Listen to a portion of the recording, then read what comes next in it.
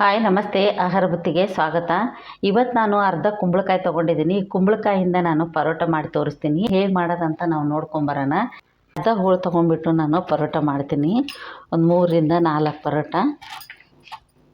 ನೋಡಿ, ಈ ಥರ ನಾವು ಸಿಪ್ಪೆ ತೆಗಿಬೇಕು. ಸಿಪ್ಪೆ ತೆಗೆದುಬಿಟ್ಟು ನೀಟಾಗಿ ನಾವು ಇದನ್ನು ಪೀಸಾಗಿ ಕಟ್ ಮಾಡ್ಕೊಂಬರೋಣ. ಆಮೇಲೆ ಇದರಲ್ಲಿ ಬೀಜ ಇರುತ್ತಲ್ವ, ಈ ಬೀಜ ಮಾತ್ರ ತುಂಬ ಒಳ್ಳೆಯದು.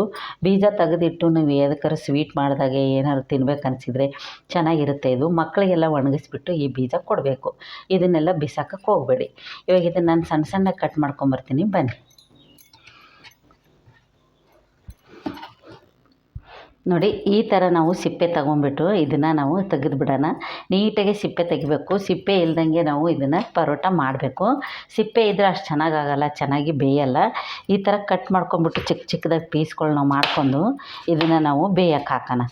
ನೋಡಿ, ಕಟ್ ಮಾಡಿರೋದಾಯಿತು. ಇದನ್ನು ನಾವು ಇವಾಗ ಒಂದು ಚಿಕ್ಕ ಬಾಣಲಿಗೆ ಹಾಕ್ಕೊಂಬಿಟ್ಟು ನೀಟಾಗಿ ತೊಳ್ಕೊಂಡು ಇದನ್ನು ನಾವು ಬೇಯಕ್ಕಿಡೋಣ. ಒಂದು ಚಮ್ ನೀರು ಹಾಕ್ಕೊಂಬಿಟ್ಟು ನಾವು ನೀಟಾಗಿ ತೊಳಿಬೇಕು. ಇದನ್ನು ತೊಳೆದ್ಬಿಟ್ಟು ನಾವು ಇವಾಗ ಇದನ್ನು ಬೇಯಕ್ಕಿಡೋಣ. ನೋಡಿ, ಎಷ್ಟು ಚೆನ್ನಾಗಿರುತ್ತೆ ಅಂತ. ಎಷ್ಟು ನೀಟಾಗಿ ತೊಳೆದ್ಬಿಟ್ಟು ನಾವು ಇದನ್ನು ಸ್ವಲ್ಪ ಒಂದು 5ರಿಂದ 2 ನಿಮಿಷ ಇದನ್ನು 5ರಿಂದ 10 ನಿಮಿಷ ಬೇಯಿಸ್ಬೇಕು. ಯಾಕಂದರೆ ಇದು ನುಣ್ಣಗಾಗಬೇಕು, ಆದ್ರೇ ಇದು ಪರೋಟ ಮಾಡೋಕ್ಕೆ ಬರೋದು. ಇವಾಗ ನಾನು ಬೇಯಿಸ್ಕೊಂಬರ್ತೀನಿ, ಬನ್ನಿ. ಎಷ್ಟು ಚೆನ್ನಾಗಿ ಬೆಂದಿದೆ ಅಂತ ಆಗಿರುತ್ತೆ. ಇವಾಗ ಬಿಸಿ ಐತಿ, ಸ್ವಲ್ಪ ತಣ್ಣಗಾಗಿದೆ. ಈ ಥರ ತಣ್ಣಗಾದ ನಂತರ ನಾವು ಇದು ಮ್ಯಾಶರ್ ಇದ್ದರೆ ಮ್ಯಾಶರ್ ತೊಗೊಂಡ್ಬಿಟ್ಟು ನೀವು ಮ್ಯಾಶ್ ಮಾಡ್ಬೋದು. ಈ ಥರ ಲೋಟ ತೊಗೊಂಡ್ಬಿಟ್ಟು ನಾವು ಚೆನ್ನಾಗಿ ಈ ಥರ ನುಣ್ಣಗೆ ಮಾಡ್ಕೋಬೋದು. ನೋಡಿ, ಎಷ್ಟು ಚೆನ್ನಾಗಿ ನುಣ್ಣಗಾಗುತ್ತಂತ. ಮ್ಯಾಶರ್ ಇದ್ದರೆ ಮ್ಯಾಶರಲ್ಲಿ ಮಾಡ್ಕೊಳ್ಳಿ. ಇಲ್ಲ ಅಂದರೆ ಈ ಥರದ್ದು ಒಂದು ಗ್ಲಾಸ್ ತೊಗೊಂಡ್ಬಿಟ್ಟು ಈ ಥರ ನೀಟಾಗಿ ಇದನ್ನು ನುಣ್ಣಗೆ ಮಾಡ್ಕೊಂಡ್ಬಿಟ್ಟು ನೋಡಿ, ಈ ಥರ ನುಣ್ಣಗಾಗಬೇಕು. ಇದನ್ನು ನಾವು ಇವಾಗ ಬೇರೆ ಇನ್ನೊಂದು ಬೌಲ್ ತೊಗೊಂಡ್ಬಿಟ್ಟು ಇದಕ್ಕೆ ನಾವು ಇವಾಗ ಹಾಕ್ಕೊಳ್ಳೋಣ. ಕುಂಬಳಕಾಯ್ದು ಹೆಲ್ದಿಯಾಗಿರುತ್ತೆ. ರೊಟ್ಟಿ ಆಗಿರ್ಬೋದು, ಪಲ್ಯ ಆಗಿರ್ಬೋದು, ಮಾಡಿಕೊಟ್ಟು ನೋಡಿ. ನೀವು ಕುಂಬಳಕಾಯಿ ಪಲ್ಯ ತಿನ್ನೋದ್ರಿಂದ, ರೊಟ್ಟಿ ತಿನ್ನೋದ್ರಿಂದ ತುಂಬ ಚೆನ್ನಾಗಿರುತ್ತೆ. ಈ ಥರದೊಂದು ಪರೋಟ ನೀವು ಮಾಡಿಕೊಂಡು ತಿನ್ಬೋದು. ನೋಡಿ, ಅರ್ಧ ಹೋಳು ಕುಂಬಳಕಾಯಿಗೆ ನಾನು 1.5 ಬಟ್ಲಷ್ಟು ನಾನು ಗೋಧಿ ಹಿಟ್ಟು ಹಾಕೋತಾ ಇದ್ದೀನಿ. ಒಂದು ಕುಂಬಳಕಾಯಿ ತೊಗೊಂಡ್ರೆ ನೀವು 1-2 ಬಟ್ಲು ಹಾಕ್ಕೋಬೋದು ನಾವು. ಇದು 1.5 ಬಟ್ಲಷ್ಟು ನಾನು ಗೋಧಿ ಹಿಟ್ಟು ಹಾಕ್ಕೊಂಡಿದ್ದೀನಿ. ಇವಾಗ ರುಚಿಗೆ ತಕ್ಕಷ್ಟು ಸ್ವಲ್ಪ ಉಪ್ಪು ಹಾಕ್ಕೊಳ್ಳೋಣ. ಸ್ವಲ್ಪ ನಾವು ಕೊತ್ತಂಬರಿ ಸೊಪ್ಪು ಹಾಕ್ಕೊಳ್ಳೋಣ. ತುಂಬ ಚೆನ್ನಾಗಿರುತ್ತೆ ಇದು. ಕುಂಬಳಕಾಯಿ ಪರೋಟೆ ಅಂದ್ರೇ ಸೂಪರಾಗಿರುತ್ತೆ. ಈ ಥರ ನಾವು ಇದನ್ನು ಕಲಿಸ್ಕೊಳ್ಳೋಣ.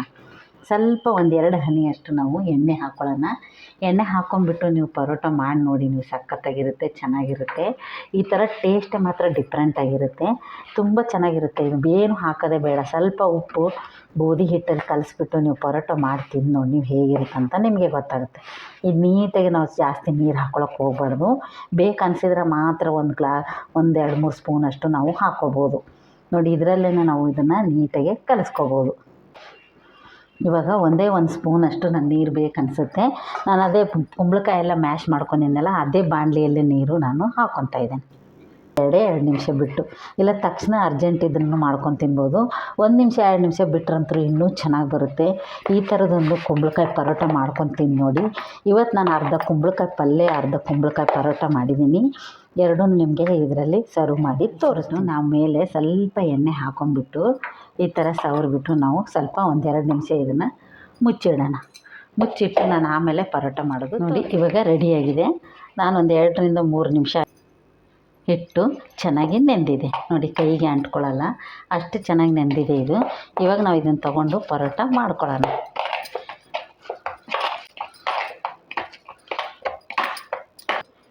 ನೋಡಿ, ಇಷ್ಟಿಷ್ಟು ದಪ್ಪ ಉಂಡೆ ಮಾಡ್ಕೊಂಬಿಟ್ಟು ನಾವು ಪರೋಟ ಮಾಡೋಣ. ಸ್ವಲ್ಪ ಈಗ ನಾವು ಒಣ ಹಿಟ್ಟು ಹಾಕ್ಕೊಳ್ಳೋಣ.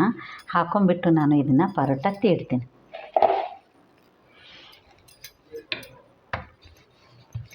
ನೋಡಿ, ಇವಾಗ ನಾವು ಪರೋಟ ತೀಡೋಣ.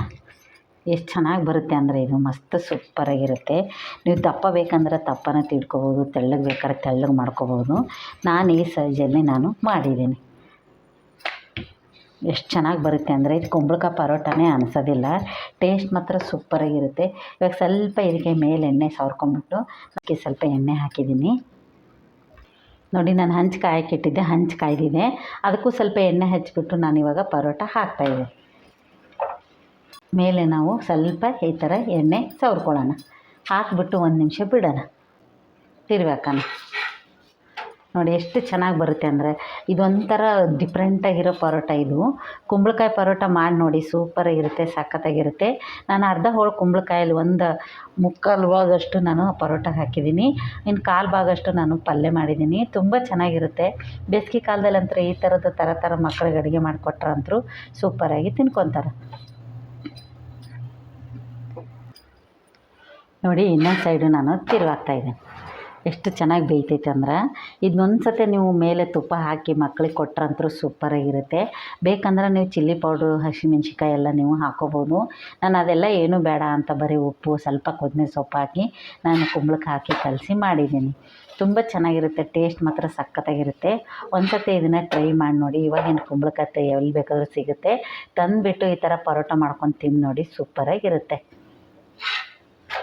ಇವಾಗ ಇದು ರೆಡಿ ಆಯಿತು. ಇನ್ನೊಂದು ನಾನು ನಿಮಗೆ ಮಾಡ್ಕೊಂಬಂದು ತೋರಿಸ್ತೀನಿ ಬನ್ನಿ. ನೋಡಿ ರೆಡಿಯಾಗಿದೆ.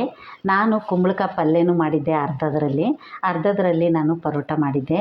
ಎಷ್ಟು ಚೆನ್ನಾಗಾಗಿದೆ ಅಂದರೆ ನೋಡಿ, ಎಷ್ಟು ಸಾಫ್ಟ್ ಆಗಿದೆ ಅಂತ ನೋಡಿ. ಮುರಿದ್ರೆ ಹಾಗೆ ಬೆಣ್ಣೆ ಥರ ಇರುತ್ತೆ. ಈ ಥರದ್ದೊಂದು ಕುಂಬಳಕಾಯಿ ಪರೋಟ ಮಾಡ್ಕೊಂಡು ತಿಂದು ನೋಡಿ ನೀವು, ಸಖತ್ತಾಗಿರುತ್ತೆ.